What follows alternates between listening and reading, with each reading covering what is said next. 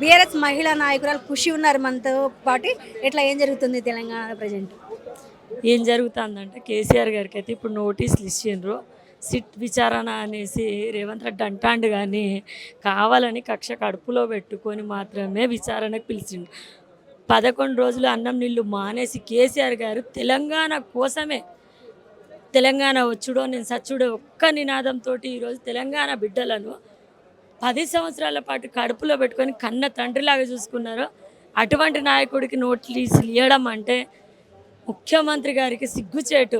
ఏదో ఒకటి రెండు డిఫరెన్స్ తోటి గెలిచిండు. ఆయన గెలిచిన తర్వాత ఏం చేస్తా అంటే పొద్దున్న లేస్తే ఎవరిని అరెస్ట్ చేయాలి, ఏం చేయాలి, ఎక్కడికి వెళ్ళాలి, కేవలం బీఆర్ఎస్ పార్టీని వెనకబడ్డాడు. కానీ ఇచ్చిన 6 గ్యారంటీలు 420 హామీలను గురించి ప్రశ్నించిన వెంబటి ఏం చేస్తాడంటే ఎవరన్నా ఒక్కరిని అరెస్ట్ చేయాలి, ఏదో ఒకటి చేయాలి. ఇప్పుడు దావోస్కి పోయిండు, 10 రోజులు ఎంటర్టైన్మెంట్ చేస్తాడు అక్కడ, క్లాసులు నిర్వహణకి పోయిండు. అదే దావోస్కి కేటీఆర్ అన్న క్లాసులు చెప్పడానికి వెళ్ళిండు. వెళ్దామని అనుకుంటే 24-25 ఈయన ఏం చేసిండు, ఈ ఫోన్ ట్యాపింగ్ అని తీసుకొని వచ్చి అందరినీ 10 రోజుల నుంచి వెళ్ళి హరీష్ అన్నను, కేటీఆర్ అన్నను, ఇప్పుడు సంతోష్ అన్నను, ఇప్పుడు కేసీఆర్ గారిని అదే అంటాడు కదా, లాగుల తొండలు ఇడుస్తా, పెగులు మెళ్ళేసుకుంటా, గిదే ముచ్చట. ఇప్పుడు ఏం చెప్తాడు, ఆ దావస్ నుంచి వచ్చి ఇప్పుడు ఇంగ్లీష్లో మాట్లాడతాడు, తిట్లు ఇంగ్లీష్లో తిడతాడు. అంతకుమించి ఆయన తెచ్చేది ఏం లేదు పెట్టుబడులు.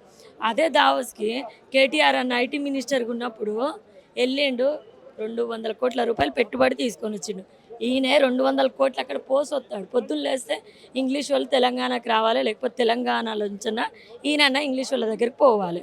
200 కోట్లు పెట్టిండు, అందాల బొమ్మలను తీసుకొని చుట్టూ తిప్పి తీసుకొని పోయి చార్మినార్ అయిపోయింది. 200 కోట్లు మెస్సిని తీసుకొని వచ్చిండు, 200 కోట్లు ఇచ్చి అయిపోయినా. 200 కోట్లు అంటే 400 కోట్లతోటి తెలంగాణ ప్రజలకు ఎంత అభివృద్ధి, ఎన్ని పథకాలు అందియచ్చు. 2500 అన్నాడు, ఎక్కడ ఏ మహిళకు కూడా రాలేదు. స్కూటీ అన్నాడు, తులం బంగారం అన్నాడు, 500 గ్యాస్ అన్నాడు, కరెంటు బిల్లు 200 యూనిట్ ఫ్రీ అన్నాడు. ఏదైనా ఇప్పుడు సోషల్ మీడియా పరంగా అడిగిన వెంటనే ఏంటంటే ఎంబటే విచారణ, లేకపోతే వాళ్ళను పోలీస్ స్టేషన్కి పిలిపియడం, హౌస్ అరెస్ట్ చేయడం. ఇదే కాంగ్రెస్ పార్టీ పని.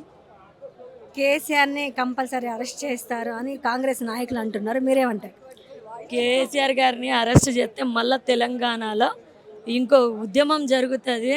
తెలంగాణలో కేసీఆర్ అంటే కరెంటును ముట్టుకోలేరు, అట్లనే కేసీఆర్ గారిని కూడా టచ్ చేయలేరు.